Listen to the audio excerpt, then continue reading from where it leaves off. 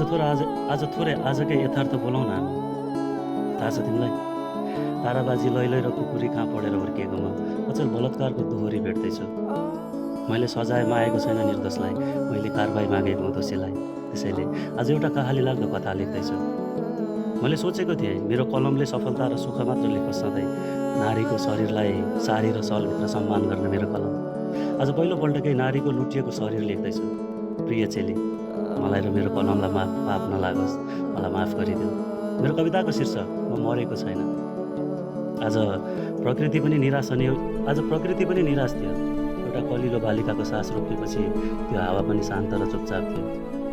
दिनभरि छोरीको न्यायको लागि भौतारिएका एउटा बा। रातको 2 बजे भर्खर आँखा बन्द भएको मात्र थियो, एउटा आवाज आयो, बा तिमी निदायौ र यति सजिलै? बा निन्द्रामा झस्किँदै बिउजिनु भयो अनि प्रश्न गरे, को हो नानी तिमी? बा, तिमीले चिनेनौ र मलाई? म तिम्रै त्यही छोरी हुँ, त्यही सानी छोरी जो तिम्रो हातको औँला छोडेर भर्खर हिँड्न सिक्दै थिइन्। म त्यही छोरी हुँ। म फर्किएँ नि बा। तर म मेरो अङ्ग च्यातिएको लुच्छिएको शरीर बोकेर होइन, आज आत्मा बोकेर फर्किएको छु। म तिम्रो त्यही छोरी हुँ जसले तिम्रो हातको सहारामा हिँड्न सिक्दा केही भुवासोहरूले गिद्धले सिनो लुछे जस्तै लुछे नि बा मलाई। म त्यही तिम्रो सानी छोरी हुँ जसको लास खोज्दा खोज्दै तिम्रो आँखाहरू थाकेनन्। बाको आँखाभरि फेरि एकपल्ट त्यो आँसुहरूले छताछुल्ल भए, तर छोरीको आवाज रोकिएन। बा, हेर न, मलाई यो संसारले चिन्यो रे आज। के मैले यो संसारमा आफैलाई चिनाउन यही उमेरमा आफ्नै शरीर लुटाउनु पर्ने थियो र बा? कपडा च्यातिएपछि फेरि च्यातिएको मेरो कलिलो शरीरका हरेक अङ्गहरूले न्याय माग्दैछन् आज। साँच्चै बा, मलाई संसारले चिन्यो रे। मेरो तस्बिर सामाजिक सञ्जालमा राख्यो रे, मेरो लागि हजारौँ शब्दहरू लेख्यो रे, मेरो लागि नारा लगाइयो रे। बा, के मैले न्याय पाउँछु कि पाउँदिनँ अब? मलाई त्यो सुन्दर र सुकिलो देख्ने तस्बिर सामाजिक सञ्जालमा चाहिएकै छैन बा। मलाई मेरो अङ्ग च्यातिएका ती पीडा र यातनाको हिसाब चाहिएको छ। के मैले न्याय पाउँछु र बा? दाइ, सुन न, तिम्रो बहिनीलाई कसैले जिस्काउँदा पनि पिट्न जाने तिमी, आज तिम्रो बहिनी जस्तै अर्को एउटा चेलीको इज्जत लुटिँदा तिमी चुपचाप त छैनौ नि? तिम्रो मन रोएको छ कि नाइ?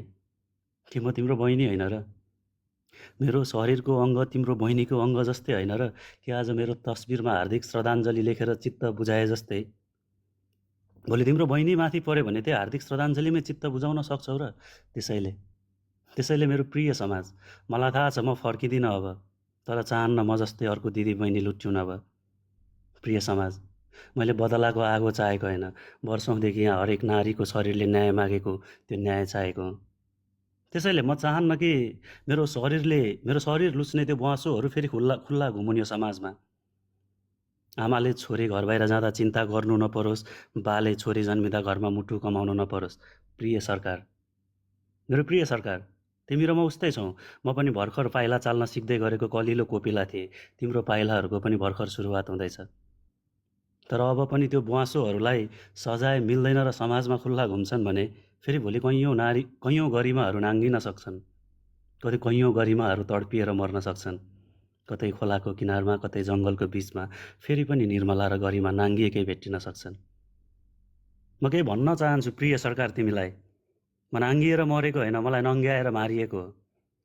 मैले त न जीवन देखेको थिएँ, न मृत्युको अर्थ थाहा थियो, मलाई त मारेर फालिएको थियो। त्यसैले प्रिय सरकार, सायद तिमीले पनि देख्यौ होला मेरो तस्बिर, महसुस गर्यो होला मेरो पीडा, चल्यो होला संसद भवनमा चर्चा। मलाई बहस र चर्चा चाहिएकै होइन। मेरो तस्बिर सेयर नगरे पनि हुन्छ, तर बिन्ती मेरो पीडाको एक हिसाब मलाई देऊ। मेरो नाममा भिडियो बनाएर हाल्नै पर्दैन, तर त्यो नर पिचासहरूलाई घाँटीमा लाउने कुनै पासो बनाइदेऊ। मलाई 2 दिनको सहानुभूति होइन, जीवनभरिको सुरक्षा चाहिएको थियो। कुनै नारीको शरीर मर्दको भेषमा जन्मिएका नामर्दले छुनको लागि सोच्न पनि नसकोस्, ताकि भोलि गएर फेरि एउटा बा आफ्नो छोरीको लास खोला खोज्न कुद्नु नपरोस्। कुनै अर्को निर्मला जन्मिएर फेरि निर्मला जस्तै अन्त्य हुनु नपरोस्। कुनै गरिमाको कलिलो शरीर फेरि यस्तो पीडा र यातना सहनु नपरोस्। अनि फेरि भोलि कुनै शरीर नाङ्गिएको चेलीको तस्बिरमा कसैले हार्दिक श्रद्धाञ्जली लेख्नै नपरोस्। प्रिय सरकार, सायद तिमी सोच्नै गर्छौ होला म मरेँ भनेर। प्रिय सरकार, सायद तिमी सोच्नै गर्छौ होला म मरेँ भनेर, तर म मरेकै छैन। एकपल्ट आफ्नो छोरीको आँखामा निहाल, म तिम्रो छोरीको आँखामा डर बनेर बाँचेकी छु। त्यो प्रत्येक आमाको चिन्तामा निहाल, म त्यो चिन्तामा बाँचेकी छु। त्यो प्रत्येक बाको काँपिरहेको मुटुमा बाँचेकी छु। भन न सरकार, के म तिम्रो आँसुमा बाँचेको छैन र? मेरो तस्बिर हेरेर, मेरो कथा सुनेर तिम्रो आँखामा जुन आँसुको थोपाहरू अडिन्छन् नि, हो, म त्यही आँसुमा बाँचेकी छु। म मरेकै छैन। म माग्दिनँ आज पनि केही, केवल मलाई न्याय देऊ। बिस्तारो बन्छ देश, विश्वास गरेका छन् सबैले तिमीलाई, पहिले बनाउनु पर्ने कानुन बनाइदेऊ। बरु अझै अर्को 10 वर्ष मेरो दाजुभाइ परदेशमै पसिना बगाउँछन्, तर नारीलाई सुरक्षा र इज्जत मिल्ने एउटा देश बनाइदेऊ। कर्म अनुसारको फल मिल्न जरुरी छ। त्यसैले पर्दैन अरू केही, तर अर्को गरिमा र निर्मला फेरि लुटिनु नपर्ने देश बनाइदेऊ।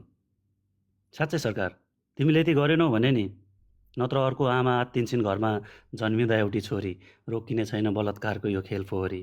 त्यसैले बिन्ती गर्दैछ आज तिमीलाई एउटा मरेको आत्माले, बलात्कारीको घाँटीसम्म पुग्ने बनाइदेऊ एउटा डोरी। नसम्झ म मरेकी छु, नसम्झ म मरेकी छु, सम्झ म मारिएकी हुँ। नसम्झ म दोष तिमीलाई लगाउन आएकी हुँ, सम्झ म आउने दिनमा अरू गरिमालाई बचाउन आएकी हुँ। अपराधीलाई उमेरले नबचाओस्,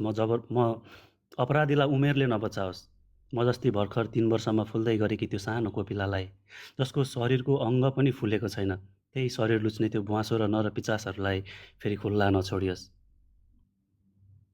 हेर न, किन फेरि थाहा हुँदैन, किन लुकाइन्छ उमेरकै आडमा उनीहरूलाई। प्रिय सरकार, मैले आज पनि मागेकै छैन तिमीसँग केही, न्याय देऊ मलाई। प्रिय सरकार, मैले आज पनि मागेकै छैन केही तिमीसँग,